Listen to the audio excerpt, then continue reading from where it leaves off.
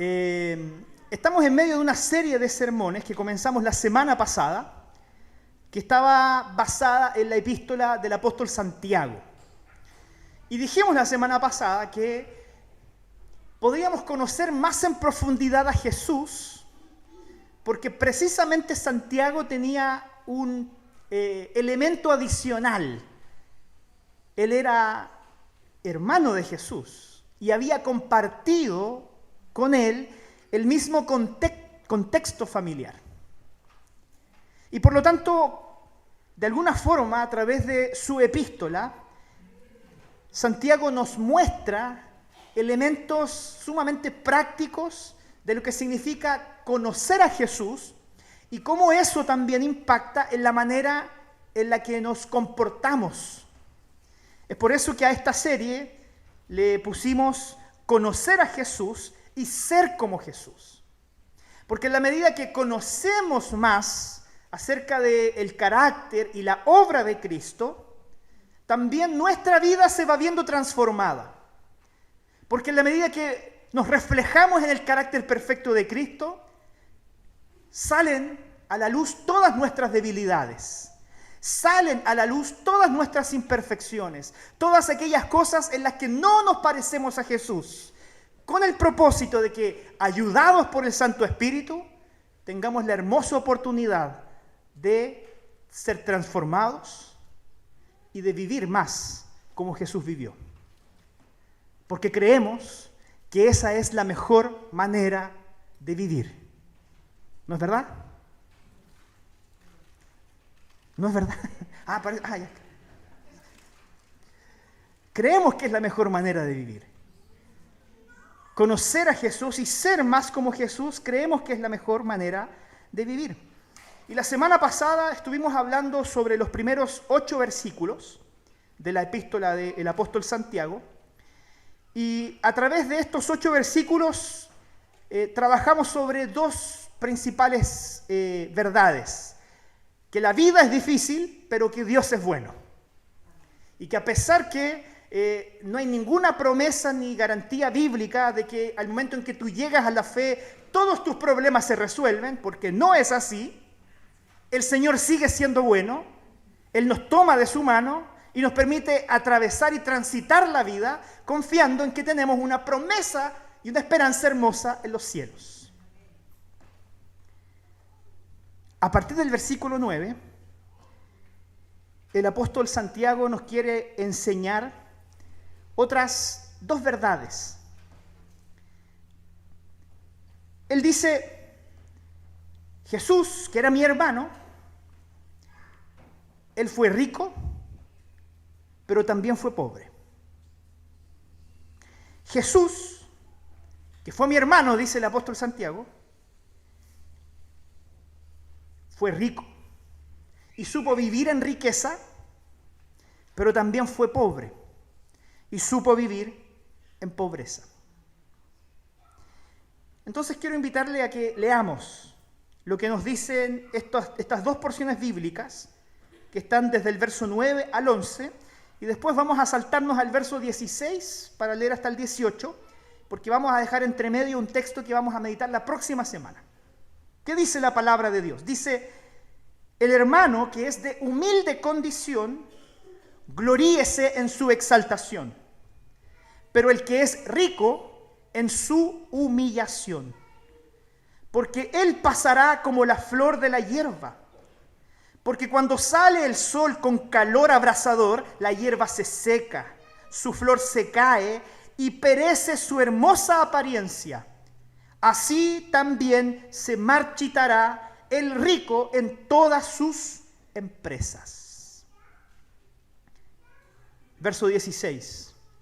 Amados hermanos míos, no erréis. Toda buena dádiva y todo don perfecto desciende de lo alto, del Padre de las luces, en el cual no hay mudanza ni sombra de variación. Él, de su voluntad, nos hizo nacer por la palabra de verdad, para que seamos primicias de sus criaturas. Permítame hacer una breve oración para pedirle al Señor que nos dirija en la meditación de su palabra. Amado Dios, como recién cantábamos en el himno, sabemos que nuestro valor no está asociado a nuestra riqueza. Que nuestro valor, Señor, no está en nuestro talento, sino que está, Señor, en la sangre que Jesucristo vertió en la cruz. Y queremos pedirte que tú nos instruyas a vivir vidas más santas a través de tu palabra y a través de este texto que acabamos de leer. Te lo pedimos, Señor, en el nombre de nuestro Salvador Jesús. Amén. ¿Por qué decimos que Jesús era rico y que Jesús era pobre? Porque el propio apóstol Pablo, en la segunda carta a los Corintios, en el capítulo 8, versículo 9, escribió lo siguiente: ustedes conocen la gracia de nuestro Señor Jesucristo, que siendo rico, por amor a nosotros se hizo pobre, para que nosotros, a través de su pobreza, llegáramos a ser ricos.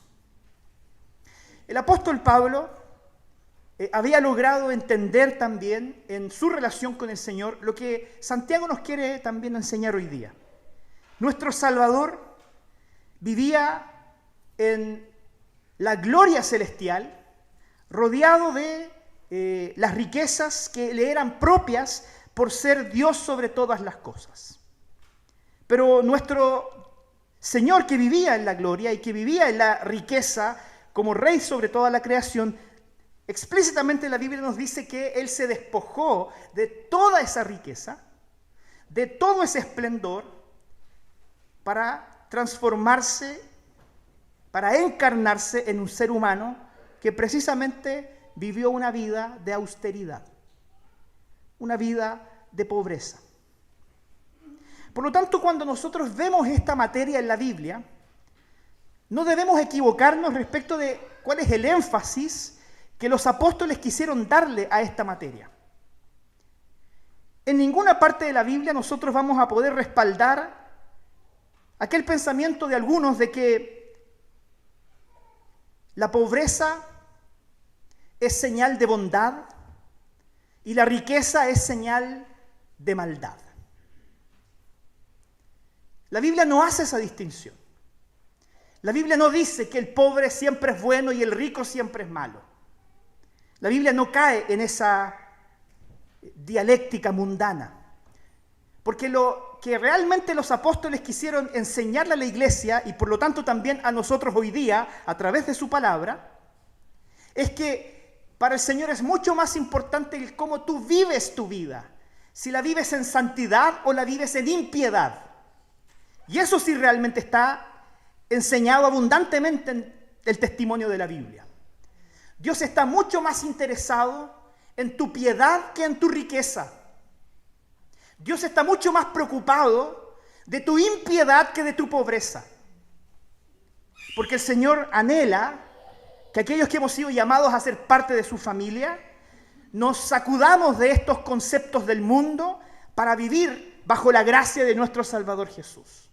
Y en este pasaje que nosotros acabamos de leer, el apóstol Santiago primero le habla a las personas que en aquella época y en la iglesia vivían en humilde condición. Entonces déjeme comentarle brevemente lo que pasaba en algunas iglesias de aquella época, que pasa en todo caso hasta el día de hoy. Existía cierto conflicto en las iglesias, porque habían algunas personas que vivían con abundantes riquezas, con abundantes comodidades, y también habían en el mismo contexto de la iglesia personas que vivían, como dice el texto, en humilde condición, en pobreza, en necesidad. Y lamentablemente, como pasa en donde se reúne una cantidad de seres humanos imperfectos, esto había comenzado a generar problemas en la iglesia. Porque donde existe amor por el dinero, siempre van a haber problemas. Así que la iglesia estaba enfrentada y habían dificultades de segregación. Lo vamos a ver más adelante. En algunas iglesias se propiciaba que las personas más adineradas se ubicaran en los mejores lugares de las reuniones. Y el apóstol Santiago quiere denunciar esto, ¿no? Es decir, No es esa la manera en la que Dios quiere que nosotros vivamos. Entonces, como esto sucedía en la iglesia en aquella época, vemos que los apóstoles buscan enseñar la necesidad de sacudirnos de estos conceptos que a veces asumimos del mundo. Porque yo pensé lo siguiente: aquellas personas de humilde condición, y de hecho quiero concentrarme más primero en eso inicialmente, de alguna forma siempre son tratadas por lo que tienen. Eso pasaba en aquella época y sigue pasando hoy día. Muchas veces tú eres tratado en virtud de lo que tienes. Entonces, la cultura que nos rodea muchas veces te entrega una identidad que está asociada a tu capacidad económica, a tu capacidad intelectual, a tu fama o a tu buen nombre. No sé si por ahí ustedes habían escuchado este dicho que dice: como te ven es como te tratan. Eso lo vemos en el mundo y en las relaciones humanas tal cual. Cómo te ven es cómo te tratan. Porque finalmente el mundo está convencido de esto, que tu valor neto está determinando tu valor personal. Es decir, lo que tú vales por lo que tienes o por lo que has logrado o por lo que has alcanzado está directamente relacionado con tu valor personal. Y la Biblia nos dice que existe una diferencia entre nuestro valor neto y nuestro valor personal. Porque tanto en aquellos días como hoy, quienes más ganaban y quienes más tenían, lamentablemente eran mayormente considerados. Y aunque tal vez económicamente hablando sí es cierto que hay personas que valen más que otras, porque tienen más cosas que otras, esto no es así, ni espiritualmente, ni esencialmente, porque finalmente todos fuimos creados a imagen de Dios, y porque finalmente todos a causa de la caída fuimos condenados al mismo destino, que es irnos a la tumba y dejar en este mundo todo lo que hayamos acumulado. Por lo tanto, no existe esta relación entre el valor neto y el valor personal entre las personas. Entonces, lamentablemente, en aquella época sucedía algo que tal vez sigue sucediendo hoy día en nuestro contexto, que los cristianos en general no estaban las iglesias compuestas por personas muy competentes o adineradas. Las habían ciertamente, pero no era en su mayoría. Y por lo tanto existía un cierto prejuicio hacia las iglesias cristianas en aquella época respecto de que estaban compuestas por personas, disculpen la expresión, ¿cierto?, pero insignificantes, con poco peso social, porque además estaban marginados socialmente. Llegar a la fe cristiana en aquella época era un suicidio social. Muchos perdían sus trabajos, muchos perdían el apoyo de sus familias a causa de la fe. Y por lo tanto solo encontraban apoyo, respaldo y contención dentro de la familia de la iglesia. Y acá viene lo que es sumamente importante que usted hoy día reflexione junto conmigo. La Biblia dice, y le habla a estas personas, a estos creyentes de humilde condición, que eran juzgados por lo que tenían. El Señor les dice, gloríate. Gloríate en tu humilde condición. ¿Qué significa esto? ¿Qué significa gloriarse en nuestras carencias? ¿Qué significa gloriarnos en nuestras necesidades? El apóstol Santiago de alguna forma está queriendo interpretar las palabras de Dios. Nuestro Dios hoy día nos dice, gloríate, porque el valor que yo te asigno a ti no está asociado a lo que tienes y lo que has alcanzado. No estoy interesado en tus riquezas, no estoy interesado en tus títulos académicos, no estoy interesado en tu fama, ni menos en tu buen nombre. Yo estoy interesado en transformar tu corazón para hacerlo más parecido a Jesús. Por lo tanto, cuando el Señor dice, gloríate en tu humilde condición, le dice a los creyentes en aquella época y te dice a ti hoy día, hoy, que a través del Espíritu Santo tú puedes sentir que has sido segregado, tú puedes sentir que no eres competente, tú puedes sentir que estás más bien en una condición desfavorable, pero Dios te dice, si bien tú te ves ahí abajo, mi visión sobre ti está asociada al valor que te he entregado en Cristo Jesús. Tú para Dios vales la sangre de su Hijo. Tú para Dios vales la sangre de su Hijo, de su único Hijo. Es por eso que finalmente esto se trata de identidad. Dios nos quiere proveer de una verdadera identidad, que muchas veces la buscamos en las cosas que podemos alcanzar en esta vida. Porque finalmente no se trata de gloriarnos en nosotros mismos. La Biblia nos dice, gloríate, pero hazlo en el Señor. No digas, esto lo hice yo, esto lo conseguí yo. Es decir, el Señor en su misericordia ha obrado en mí. No es fácil hacer esto, porque existe un gran enemigo, que es nuestro propio orgullo. Y es aquí donde me gustaría hacer un breve paréntesis respecto de algo que desde el mundo está ampliamente enseñado y estimulado, que es el concepto de la autoestima. Personalmente he escuchado a muchas personas referirse de sí mismas diciendo, soy una persona de baja autoestima, queriendo de alguna manera ilustrar que ellos no sienten que son personas que tienen un valor. Y por supuesto, por otro lado, están aquellas personas que tienen exceso de estima de sí mismas. No sé si ustedes se han dado cuenta que pueden leer la Biblia de tapa a tapa, cada una de sus páginas, y jamás encontrarán un concepto siquiera similar a lo que el mundo llama autoestima. ¿Sabes lo que dice la Biblia? Ama a tu prójimo como ya te amas a ti mismo. La Biblia presupone que nosotros ya nos amamos demasiado como para seguir estimulando que nos amemos más.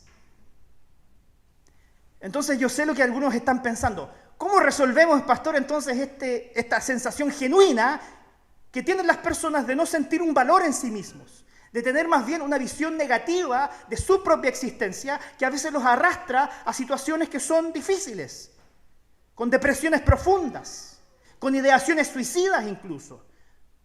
¿Cómo la Biblia se hace cargo de eso sino a través de la autoestima? Bueno, déjame decirte que este pasaje es clave. Porque finalmente el Señor lo que te dice es que tu valor no está asociado ni siquiera a tu autopercepción. Tú puedes tener tal vez una percepción disminuida de lo que eres, de lo que tienes o de lo que has logrado, pero nada de eso tiene verdadero valor, porque quien nos entrega una identidad firme en la que podamos construir nuestra vida con sabiduría es nuestro Dios, y nos dice, tú para mí eres precioso, eres valioso. Yo no te mido por lo que tienes, no te mido por tus éxitos o por tus fracasos, porque yo entregué a mi Hijo y derramó toda su sangre para comprar tu vida. Ahí está nuestro valor. Ahí está nuestra identidad. No en lo que el mundo ofrece, sino en nuestra capacidad de darnos cuenta, porque el Espíritu Santo obra en nosotros, de que tenemos un Dios que nos anhela, que nos busca y que persevera. Entonces todos, de alguna forma, lidiamos con eso. Porque también, por otro lado, están aquellos que tienen un exceso de estima, que tal vez a causa de su éxito o a causa de su percepción de sí mismos, tienen, como dice la misma Biblia, un más alto concepto de sí que el que deben tener. Y de hecho el apóstol Pablo dice que ellos no piensan con cordura, que es otra forma de decir que están locos. El orgulloso cae en la locura. Porque finalmente su valor tampoco está asociado a aquello que Cristo hizo en la cruz. Su valor está asociado a esta idea de que son capaces y competentes y que si se lo proponen pueden conquistar el mundo. Y por supuesto que hay personas competentes que logran alcanzar sus objetivos. Pero si tú consideras eso como fruto de tu propio esfuerzo o de tu propio valor, entonces déjame decirte que también estás viviendo en impiedad. Tanto como aquel que no es capaz de apreciar su vida en la perspectiva del valor que Cristo le da. Aquel que sobreestima su existencia a causa de sus capacidades, desprecia y pisotea la sangre de Cristo. Y eso es vivir en impiedad. Por lo tanto, quiero decir esto con mucho cuidado porque yo sé que es un tema sensible. Pero si tú has sufrido de, entre comillas, baja autoestima,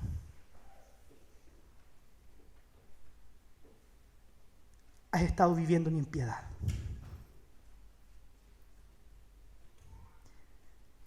Has estado viviendo de tal forma que desprecias la sangre de Jesús. Y ese es un pecado del cual debemos arrepentirnos. Y es un pecado que el Señor está dispuesto a perdonar para darte el valor que realmente tienes, para que puedas percibirte a ti mismo como realmente Dios te ve y no como el mundo te ve, no como tus amigos te ven, no como tu familia te ve, como Dios te ve. Ahí está tu valor.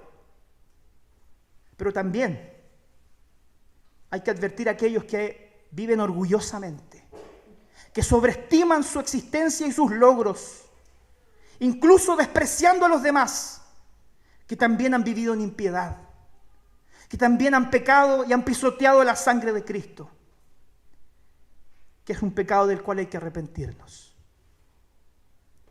Porque de lo contrario, nuestra identidad no estará sustentada en aquello que realmente es verdadero. Porque lo que somos no depende de la percepción que tienen los demás.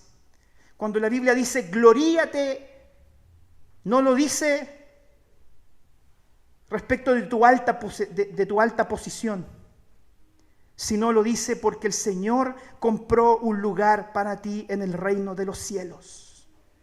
Ya hay un lugar reservado para ti en el reino de los cielos. Ya hay para ti garantizado un espacio en la gloria junto al Señor. Y el Padre te conoce, el Padre está contigo, el Padre te ayudará, el Padre te amará, te hará crecer, te fortalecerá en tu propia identidad para que abraces por la fe aquel verdadero proyecto que Él pensó para ti desde antes de la fundación del mundo. Entonces cuando el Señor, y voy a volver al texto, ¿cierto? Más atrás dice que el hermano que es de humilde condición gloríese en su exaltación, lo hace en esta perspectiva, que Cristo se hizo hombre y se humilló, y Él fue despreciado, Él fue escupido, Él fue injustamente enjuiciado, fue injustamente asesinado y murió cuando no debía haber Él muerto, pero lo hizo para tomar nuestro lugar. Y al tercer día, dice la Biblia, que nuestro Salvador resucitó. Al tercer día Él se levantó de la muerte, venció la muerte, rompió las cadenas del pecado. Y dice la Biblia que aquel que había sido humillado hasta lo sumo fue levantado en gloria. Y hoy día nuestro Salvador, que vivió en pobreza, que supo lo que era ser marginado, que supo lo que las personas te odiaran y te despreciaran por lo que eres, hoy día es el Rey sobre todas las cosas. Y nuestro valor está en su gloria, en su exaltación. Aquellos que somos tal vez de humilde condición, nos gloriamos no en nosotros mismos, sino en la exaltación de Cristo, porque Él reina en los cielos. Ahí está tu identidad. No la busques en las cosas del mundo, porque te vas a extraviar.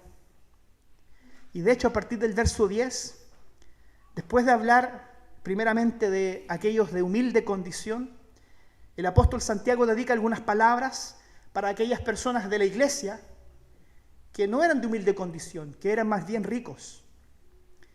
Y dice, pero el que es rico debe gloriarse en su humillación. Déjeme explicarle esto.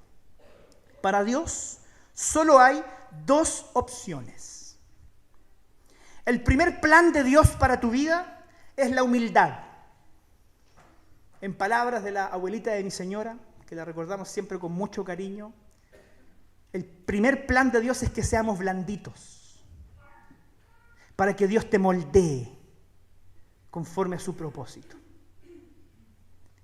Pero cuando no somos blanditos, cuando no somos humildes, cuando somos tercos y testarudos, el plan alternativo de Dios para tu vida será la humillación. Y yo sé que suena fuerte decirlo, pero el Señor te va a transformar y te va a moldear conforme a su propósito, sí o sí. Y si tú estás reseco, lo que va a hacer el Señor es que primero te va a quebrar. Y después de quebrarte, Él tomará todas las piezas para hacer de ti lo que Él quiere para su gloria. El plan A, humildad. El plan B es que Dios te va a quebrar. Y lo hace porque te ama. Porque si no te amara, ni se preocuparía por ti. Si no te amara, ni se encargaría de hacerse cargo de ti. Pero porque te ama y quiere lo mejor para ti, Él sabe que tu orgullo es dañino, sabe que tu orgullo es sumamente autodestructivo y Él quiere librarte de ti mismo para que tengas salvación en Cristo Jesús. Así que también, aquellos que tienen su identidad basada en las riquezas que han acumulado, en las cosas que pueden comprar, el Señor les dice, no vivan más en impiedad. Porque ciertamente, si miramos nosotros desde la perspectiva del mundo, y lo dije al principio, aquel que más tiene puede resolver muchas más cosas en su vida. Y voy a darle algunos ejemplos. Son solo ejemplos, por favor. Pero es altamente probable que con más recursos tú puedas lucir mejor. Lo voy a decir de esta manera, disculpando la expresión, ¿no? Pero por ahí dicen que realmente no existe gente fea. Algunos ya me entendieron, ¿sí? No existe gente fea. Existe gente con plata y sin plata. Porque mucha gente basa su identidad, por ejemplo, en la ropa que puede adquirir. Y esto es tal vez algo que se da mucho, sobre todo en la adolescencia, ¿no? Cuando empezamos a darle valor a nuestra vida a través de las marcas que comenzamos a comprar. Por supuesto, hay marcas mejores que otras. Pero cuando yo baso mi valor en aquello que puedo alcanzar para mostrar esa superioridad por sobre los demás y lucir mejor, entonces estoy caminando peligrosamente por un camino que puede llevarme hacia la impiedad. También lo hacemos con la tecnología que compramos. Algunos por ahí sienten tristeza por sus amigos que están en condición de Android. ¿Sí? Como que los miran con pobrecito, ¿eh? Está en condición de Android, ¿eh? No puede comprarse un iPhone. Pasa con los vehículos que podemos comprar, pasa con los lugares a los que podemos frecuentar, las vacaciones que podemos pagar. Y quiero ser muy sincero con ustedes, hermanos. No quiero decir que eso sea malo. Comprar ropa bonita, tener un buen teléfono, tomar lindas vacaciones, manejar un auto cómodo, no es malo. Por supuesto que no es lo que el apóstol Santiago quiere decir. Él se está refiriendo a aquellas personas que han basado su valor en eso.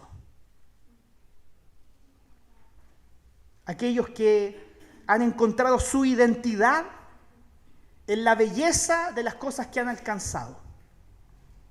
Y es por eso que la ilustración del verso 10 es maravillosa, porque él dice, todo lo que tú tienes pasará como la flor de la hierba.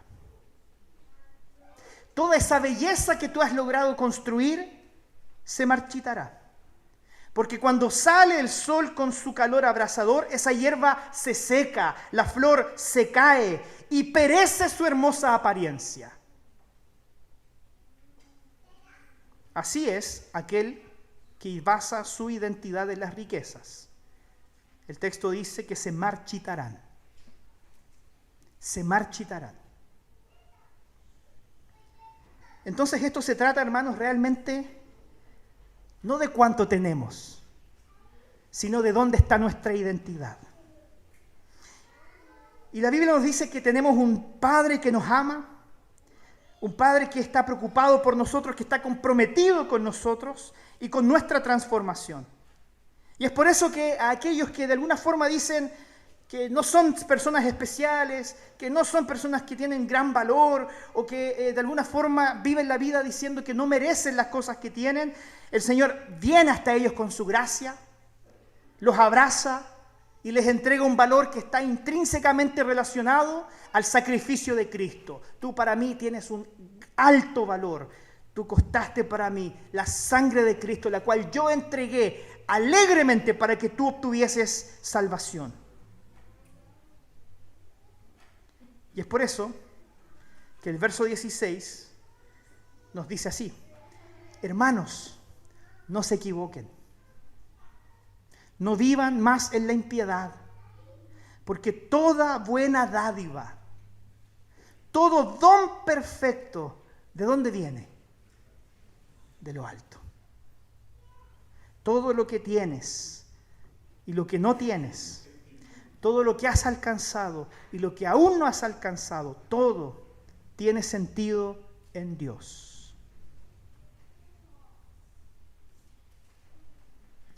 Así que nos da esta advertencia: no vivan engañados.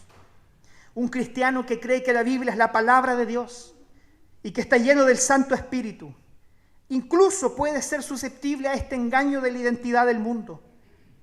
Puede creer cosas que son ciertas, pero puede vivir una identidad que no está sustentada en el valor que el Señor le da, sino en las cosas que tiene o en los logros que ha alcanzado. El apóstol Santiago dice: no vivan engañados, sean transformados por la palabra de la verdad. Todo lo que tenemos viene de Dios. Él es aquel que nos llena de buenas dádivas y de dones perfectos. Por lo tanto, este es un buen momento para animarnos a poner nuestros ojos en Jesús. Este es un buen momento para invitarte a que mires al Señor, que hoy día está extendiendo sus brazos, porque el Señor te conoce y el Señor sabe cuáles han sido tus luchas. El Señor sabe cuál es el concepto que tienes de ti mismo, si tal vez es un bajo concepto o un alto concepto. Y Él hoy día quiere que vuelvas a tu casa afirmado sobre la verdad de que tu valor está asociado al sacrificio de nuestro Salvador Jesús. Y si aún no has recibido por la fe este don maravilloso, hoy día nuestro Dios te da esa oportunidad. Hoy día nuestro Dios que está en los cielos abre y extiende sus brazos y te dice a ti: si aún no has llegado a la fe, si aún no has abrazado a Jesucristo como tu Señor y Salvador, si aún has estado viviendo persiguiendo los proyectos del mundo, entonces hoy día tienes la hermosa oportunidad de abandonar esos proyectos miserables y abrazar a Jesucristo por la fe para vivir ese valor que no encontrarás en ningún lugar.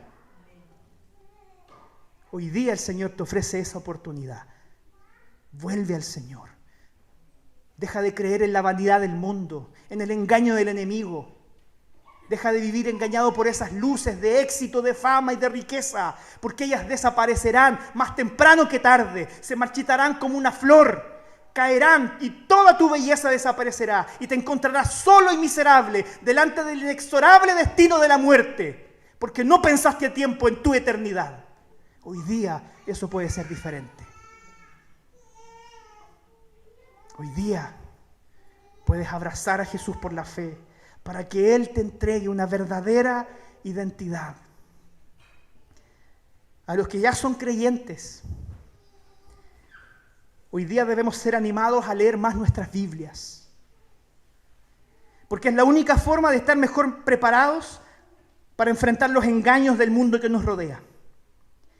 Debemos incrementar nuestro tiempo de comunión y oración delante del Señor, porque es la única forma en la que realmente podemos recordarnos constantemente que nuestro valor está en Cristo.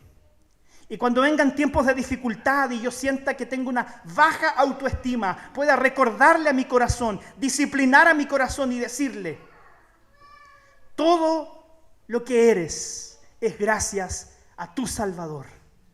Y para Él yo soy precioso. Tal vez he fracasado en la vida.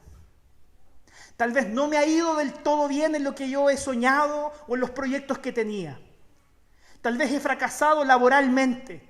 Tal vez has fracasado económicamente. Tal vez has fracasado sentimentalmente. Tal vez has tenido derrotas que te han tirado al suelo. Pero eso no define lo que eres. Y hoy día el Señor extiende sus manos para levantarte y decirte: si caminas junto a mí, incluso las derrotas tendrán significado. Incluso a través de ellas saldrás fortalecido. Porque el Señor nos da verdadera identidad y valor. Tal vez si hemos caminado lejos del Señor, porque hemos desconfiado de los hombres, hoy día este mensaje busca ser un bálsamo para tu alma. Porque ¿sabes qué? Los hombres te van a seguir fallando. Los pastores te van a seguir fallando. Tu iglesia probablemente te va a fallar. Pero hay alguien que nunca falla. Y Él es hoy día quien extiende su brazo y quiere tomarte de la mano para que no camines solo. Para que te reencuentres con una comunión que pueda ser provechosa para tu vida, no solo pensando en esta vida, sino que en la vida eterna. Por eso quiero dejarte 3 cosas para que hoy día pensemos y practiquemos durante la semana. Lo primero, debemos recordar que creemos en un Dios que no cambia, lo dice la Biblia. En Él no hay sombra de variación. Por lo tanto, cuando Dios decide amarte, Él no te va a abandonar a mitad de camino. Cuando Dios decide buscarte, Él no desistirá hasta encontrarte. Y puedes querer irte lo más lejos que quieras, y desde allá te traerá el Señor. Ahora, yo te recomiendo que no te vayas muy lejos, porque el camino de vuelta puede ser más difícil mientras más lejos estás. Él no cambia. Tenemos un Padre que no abandona a sus hijos, que persevera con nosotros, que nos ama, que nos busca, que invierte en nosotros y nos da una verdadera identidad para vivir en gozo y alegría verdadera. Segundo, todo lo que tú tienes te lo ha dado el Señor. No creas el engaño del mundo. No creas que lo que tienes es porque me lo he ganado.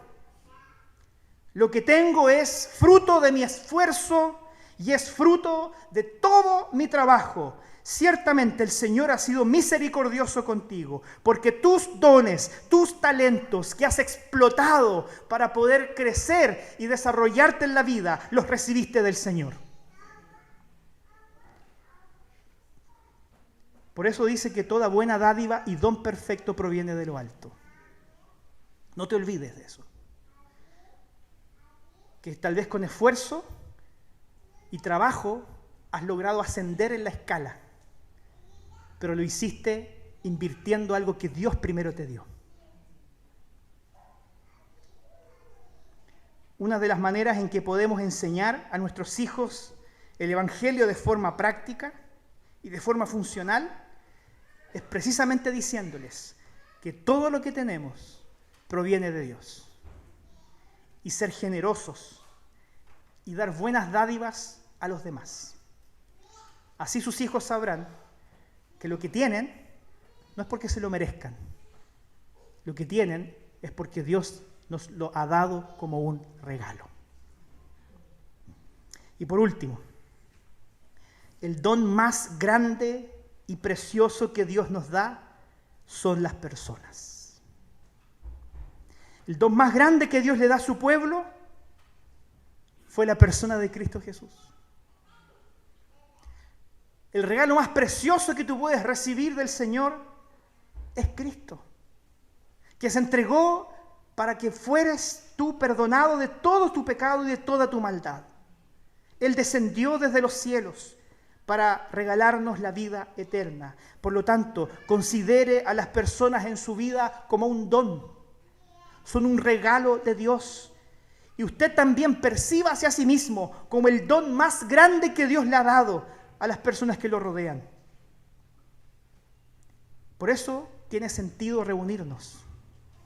Por eso yo le pido que cuando usted, cuando termine el culto, usted no se vaya rápido y se arranque. Permítanos abrazarlo. ¿Sabe por qué? Porque usted es un regalo para nosotros. Usted es un regalo para nosotros. Usted tiene valor para nosotros. No por lo que tienes, no por tu fama, por tu buen nombre, sino porque la sangre de Cristo fue derramada por ti. Esa es la belleza que tiene la comunión. Somos un regalo. El pueblo de Dios es un regalo que el Señor nos ha dado para entender que la vida no se trata solo de acumular. Recibimos dones y recibimos personas para disfrutar de la vida. Siempre debemos dar gloria a Dios y vivir agradecidos por ello. Recuerde, toda buena dádiva y todo don perfecto procede de lo alto, de nuestro Padre que cuida de nosotros. Que el Señor nos bendiga. Vamos a orar a nuestro Dios. Amado Señor, gracias por recordarnos quiénes somos. Gracias, Señor, por recordarnos cuánto valemos. Gracias, Señor, por ponernos en nuestro lugar. Porque de esa forma podemos vivir una vida más plena, de verdadera alegría y de una plenitud perdurable. Bendice a mis hermanos, Señor, que tal vez lidian con problemas de autoestima. Ayúdalos, Señor, a entender estas verdades que tú nos has enseñado hoy día, para que las puedan atesorar en su corazón. Ayúdanos, Señor, a dar gracias incluso cuando viene alguien y nos critica, o cuando viene alguien y nos juzga. Porque sabemos, Señor, que no somos perfectos. Pero precisamente porque no somos perfectos, sabemos que tú te estás encargando de eso. Eres tú, Señor, que nos tiene en un proceso de transformación. Gracias por nuestros defectos. Gracias por nuestras carencias y debilidades. Porque a través de ellas encontramos oportunidades para agradecer por tu cuidado y tu amor. Porque finalmente sabemos, Señor, que cuando estemos en la gloria, en tu presencia, nada de esas cosas existirán. Porque tú te habrás encargado de cada una de ellas. Ayúdanos, Señor, a que no acumulemos tesoros en la tierra, Porque finalmente también cuando estemos en la gloria contigo, Señor, el oro, dice tu palabra, estará botado en la calle, porque realmente no tiene valor. No nos permita, Señor, vivir engañados con las mentiras del mundo y de Satanás. Líbranos, Señor, de esos conceptos que solo nos oprimen y que nos roban dignidad, para que abrazando el Evangelio por Cristo Jesús, encontremos ese valor, sentido y propósito en la obra que tú hiciste por cada uno de nosotros. Oramos, Señor, y te pedimos todo esto en el nombre de nuestro Salvador Jesús. Amén.